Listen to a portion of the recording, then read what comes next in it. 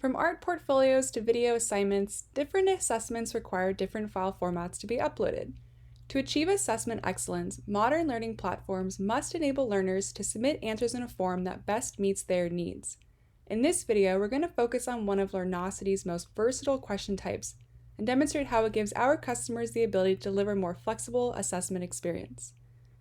Our file upload question type enables learners to upload a broad range of file formats to be reviewed by educators. Formats accepted by this question type include Word, Excel, JPEG, PowerPoint, PDF, and 19 others that you see listed here.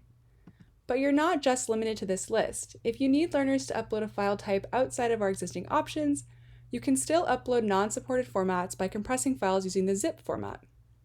Also, you can enable photo capture for this question type.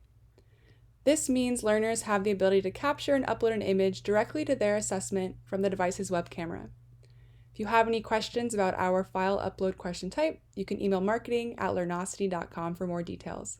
Thanks for watching!